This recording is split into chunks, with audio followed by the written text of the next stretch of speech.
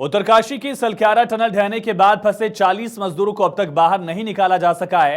हालांकि रेस्क्यू काम कर रही एजेंसियों का कहना है कि बचाव दल फंसे हुए मजदूरों तक जल्द ही पहुंच सकता है। मजदूरों के रेस्क्यू के लिए अमेरिका की हैवी ऑगर मशीन को लगाया गया है।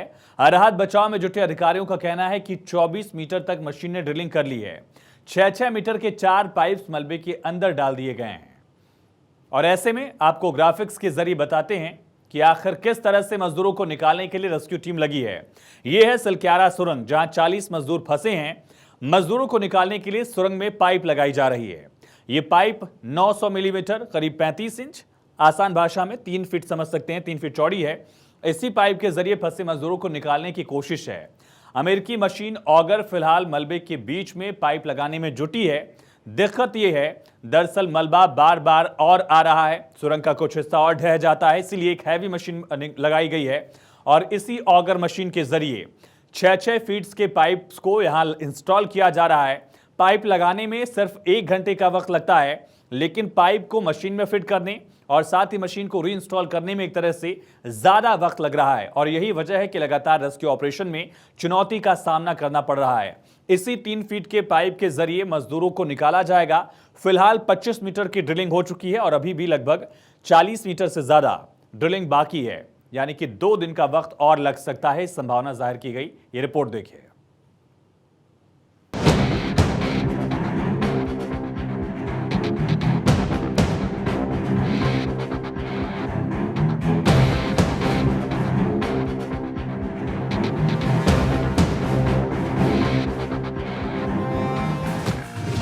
ऑपरेशन जिंदगी, 40 जान बचाना है। सिलक्यारा सुरंग, जल्द आएगी अच्छी खबर। अगले कुछ घंटे अहम, ऑगर मशीन से काम आसान। पाइपों के जरिए मजदूरों तक पहुंचने की कोशिश। उत्तरकाशी के सिलक्यारा टनल में 6वें दिन भी रेस्क्यू ऑपरेशन जारी रहा। 130 घंटों से ज्यादा वक्त से मजदूरों को बचाने की जद्दोजहद जारी है। अगले कुछ घंटे को अहम माना जा रहा है। सुरंग में फंसे 40 मजदूरों को निकालने के लिए राहत और बचाव कर्मी फुल एक्शन में है। अमेरिकी ऑगर मशीन से ड्रिलिंग की जा रही है। शुक्रवार सुबह तक 30 मीटर ड्रिलिंग कर ली गई। बताया जा रहा है कि 6-6 मीटर के 4 पाइप मलबे के अंदर डाल दिए गए। आगे 30 से 40 मीटर की खुदाई कुछ आसान होने की उम्मीद है। दरअसल सुबह 4 बजे एक पत्थर आने की वजह से मिशन रुक गया था, लेकिन डायमंड कटर या डायमंड बीट मशीन की मदद से उसे काट दिया गया। ऑगर मशीन के जरिए मलबे में रास्ता बनाकर भेजे जा रहे पाइप इंच दर इंच आगे बढ़ रहे हैं। 24 मीटर हम अंदर पहुंच चुके हैं, जो मेरे हिसाब से बहुत अच्छी स्थिति है। और हम कोशिश कर रहे हैं कि जल्द से जल्द दूसरे छोर को हम पकड़ के वहां पर जा सकें।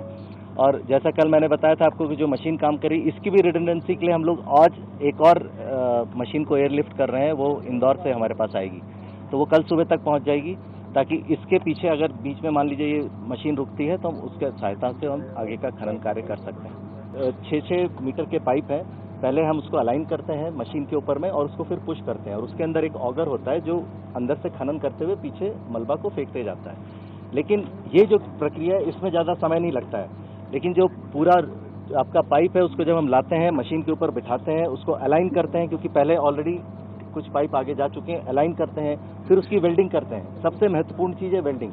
तो ये बड़ा नाजुक प्रक्रिया है। इसमें कहीं पर भी इधर उधर होने से, अगर 1 सेंटीमीटर भी इधर उधर हो जाए तो आप जान सकते हैं कि मान लीजिए आप 30 मीटर पहुंचे हैं और 25 मीटर 30 मीटर के बीच में कहीं ब्रेकेज हो जाए, तो हम वो नहीं चाहते हैं। तो हम उसको अच्छी तरह से इंश्योर कर लेते हैं कि वो चीज़ ठीक हो जाए, तो इसके लिए उसमें टाइम लगता है। NHIDCL के डायरेक्टर ने बताया कि इंदौर से बैकअप के लिए एक और मशीन एयरलिफ्ट की जा रही है। इसमें रेस्क्यू ऑपरेशन को और तेजी मिलेगी।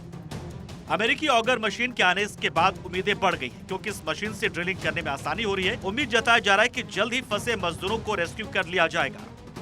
देखिए, जो अमेरिकन ऑगर मशीन है, जैक एंड रिग जो मशीन है, वो बहुत हाईली एडवांस मशीन है, जैसा कि बताया गया था। और अभी उसका काम भी फुल स्विंग पे चल रहा है।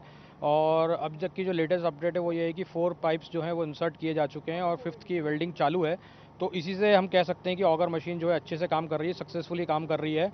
और अगर रुकावटें नहीं आती बीच में, इसमें डेब्री में, तो हम इसको जल्दी से जल्दी टनल बना के उनको सबको रेस्क्यू कर लेंगे। देखिए, डेडलाइन जैसा कि मैंने बताया आपको, कुछ नहीं बोल सकते कि कब तक ख़त्म हो पाएगा, बट यही मैं वापस बोल रहा हूँ कि ऑपरेशन जो है जो है टेक्निकल वर्कर्स हैं वो पूरे राउंड द क्लॉक बहुत मेहनत से काम कर रहे हैं और जल्दी इस ऑपरेशन को ख़त्म कर लिया जाएगा टनल बिछा के और सभी को रेस्क्यू किया जाएगा 41। 40 मजदूर रविवार से ही सुरंग में फंसे हैं और इनको निकालने के लिए हर वो कदम उठाए जा रहे हैं जो मुमकिन है इस ऑपरेशन में। थाईलैंड, नॉर्वे, फिनलैंड समेत कई देशों के एक्सपर्ट से ऑनलाइन सलाह ली जा रही है। इससे भी जानकारी मिली कि अंदर फंसे 40 लोगों में से 2 की तबीयत खराब है। इनमें से एक मजदूर अस्थमा और दूसरा डायबिटीज से पीड़ित है। खाना और पानी भेजने वाले पाइप से इनकी दवाइयां भी नियमित तौर पर भेजी जा रही है। सुबह, दोपहर और शाम को इनकी बात इनके परिजनों या टनल बनवा रहे अधिकारियों से भी करवाई जा रही है। टनल के बाहर अस्थायी अस्पताल तैयार किया गया है। अस्पताल में 6 बिस्तरों की व्यवस्था की गई है। टनल के बाहर 10 एम्बुलेंस भी तैनात की गई है। टनल से मजदूरों को निकालने के बाद तुरंत मेडिकल सुविधाओं की व्यवस्था की गई है। ब्रह्मखाल यमुनोत्री राष्ट्रीय राजमार्ग पर सिलक्यारा और डंडाल गांव के बीच 4.5 किलोमीटर लंबे सुरंग बन रही है। 12 नवंबर को सुरंग का एक हिस्सा ढह गया। इससे मजदूर सुरंग के अंदर ही फंस गए।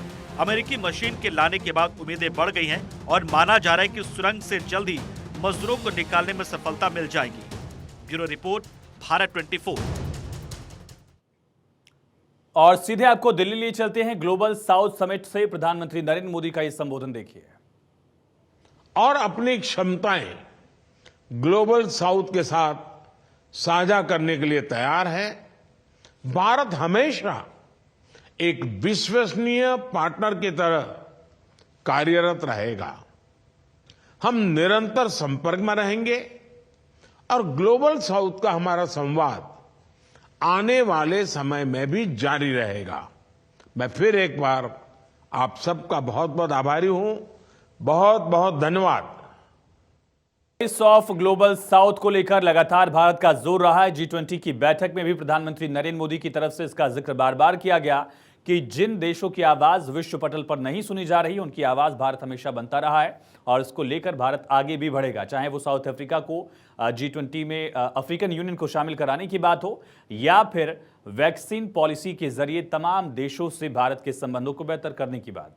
और अब बात जम्मू कश्मीर की। कुलगाम में सुरक्षा बलों को बड़ी सफलता मिली है। जवानों ने उस घर को रॉकेट लॉन्चर से उड़ा दिया जिसमें आतंकी छिपे हुए थे। इस कार्रवाई में 5 दहशतगर्द ढेर हुए। सेना के ऑपरेशन का यह दूसरा दिन था। ऑपरेशन अब अंतिम चरण में है। पूरे इलाके को सैनिटाइज किया जा रहा है।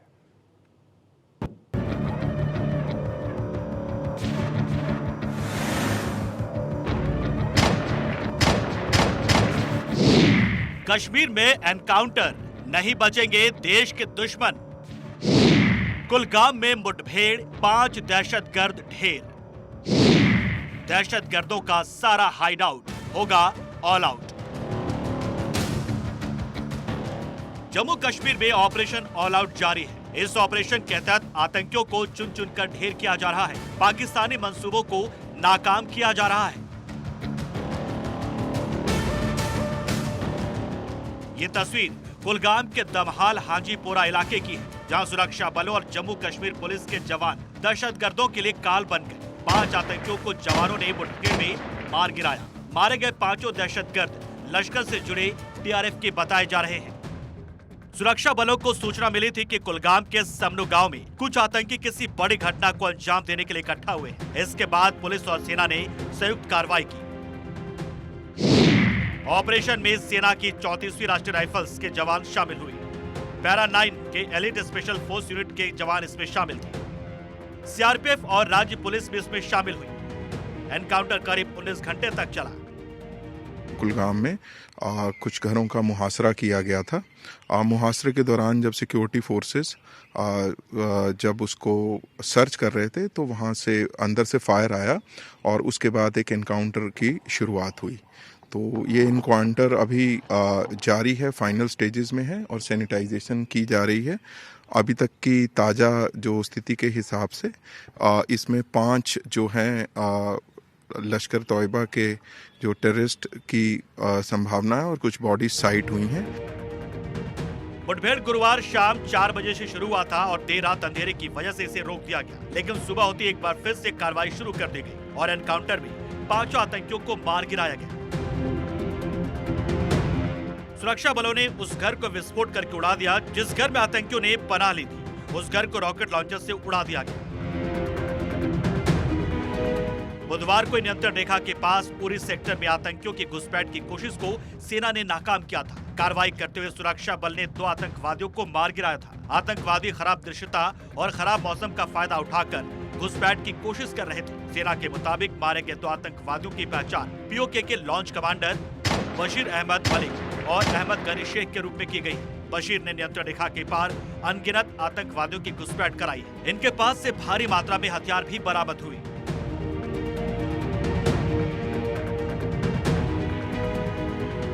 जम्मू कश्मीर में आतंकवाद पर केंद्र सरकार लगातार चोट कर रही है। बावजूद इसके पाकिस्तान है कि मानता नहीं, अपने पाले पोसे गए दहशतगर्दों को भारत में घुसपैठ कराने की कोशिश करता है। हालांकि हर बार अपनी चाल में पाकिस्तान नाकाम हो जाता है और एक बार फिर से वो नाकाम हुआ है। Bureau report, Bharat 24।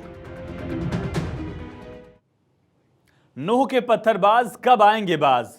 हरियाणा के नूह में एक बार फिर से तनावपूर्ण माहौल है। कुआं पूजन के लिए जा रही महिलाओं पर कुछ नफरती लोगों ने पथराव किया।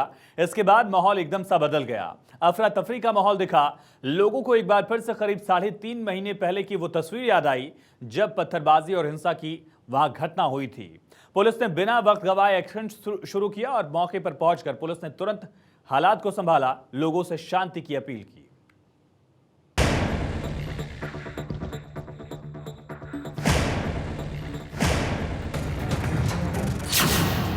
नूह में पत्थर, फिर दंगे का डर। नूह में पत्थरबाज सुधरते क्यों नहीं? नूह में तनाव, सुरक्षा बल मुस्तैद। देश की राजधानी दिल्ली से 60 किलोमीटर दूर नूह में एक बार फिर से पत्थरबाजी हुई। एक बार फिर नूह को हिंसा के आग में झोंकने की कोशिश की गई, लेकिन प्रशासन के चौकस रहने से मामला ज्यादा नहीं बढ़ा और फिलहाल शांति है। मामला गुरुवार देर रात की है, जब कुछ महिलाएं कुआं पूजन करने के लिए जा रही थी। इसी दौरान कुछ शरारती तत्वों ने पत्थर फेंके, जिसमें कई महिलाएं घायल हो गई।